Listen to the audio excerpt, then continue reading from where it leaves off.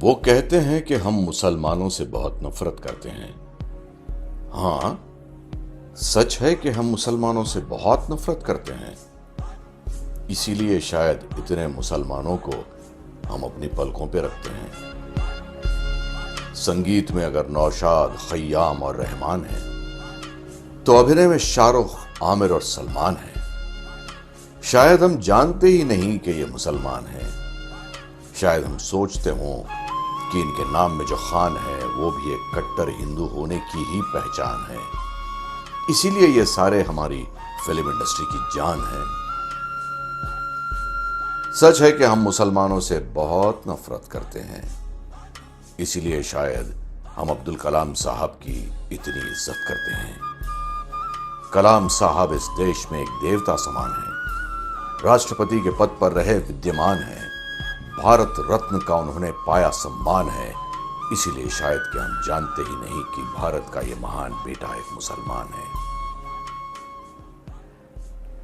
बिस्मिल्लाह खान की शहनाई के बिना यहां विवाह वीरान है। इस देश के कितने दिलों की धड़कन ज़हीर, कैफ और इरफान है। उस्ताद जाकिर हुसैन के हाथों से हमारे तबले की शान है। रफी साहब की आवाज कितने भजनों की जान है। शेर व शायरी को तो सजाती ही उर्दू जुबान है। और हमारे सर माथे पर अशफाकुल्लाह खान है।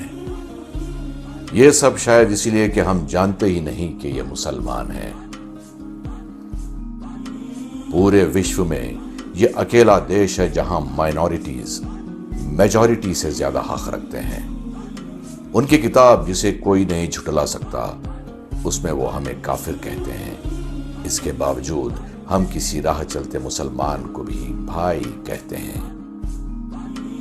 इसीलिए शायद कि हम मुसलमानों से बहुत नफरत करते हैं। और मुसलमानों का क्या कहना, वो तो हमसे बेपनाह मोहब्बत करते हैं।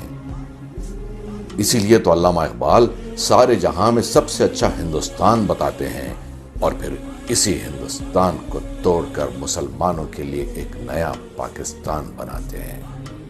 वो तो बस यूं ही कुछ इमाम इस मुल्क को दारुल हरब कहते हैं, पर सच तो यही है कि मुसलमान इस मुल्क से बेपनाह मोहब्बत करते हैं।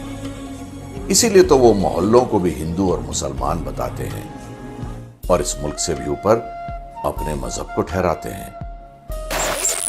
हमारे जुलूस को पत्थरों से बचाने ही वो उनके मोहल्लों में नहीं घुसाते हैं।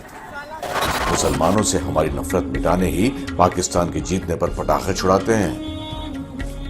हमारी खूब सेवा करने के लिए ही 15 मिनट की गुहार लगाते हैं। सेवा का मौका गलती से भी छूट न जाए, इसीलिए महान सेवकों को ही चुनाव जिताते हैं। इन मोहल्लों की शांति का क्या कहना, पुलिस वाले भी यहां जाने में घबराते हैं। इनको बचाने गए डॉक्टर भी बेचारे पत्थर खाकर ही वापस आते हैं। कहीं हम गुस्से से भड़क न जाएं, इसीलिए सबको काल्पनिक बताते हैं और मीठी मीठी शायरी लिखकर हमको ही सबका कसूरवार ठहराते हैं। ये वो अजीम फनकार हैं जो हमारी मीठी खीर को भी कड़वा जहर बताते हैं और उनके फैलाए हुए जहर को भी मीठी सेवैयां कहकर खिलाते हैं। चलो इस किस्से को आज पूरा ही खत्म कराते हैं। अपने मोहल्लों के इस फर्क को आज जड़ से ही मिटाते हैं। राम और अल्लाह दोनों एक हैं, चलो हम सबको बताते हैं। चलो मस्जिद में राम नवमी और मंदिर में ईद मनाते हैं। राम और अल्लाह दोनों एक हैं, चलो हम सबको बताते हैं। चलो मस्जिद में राम नवमी और मंदिर में ईद मनाते हैं।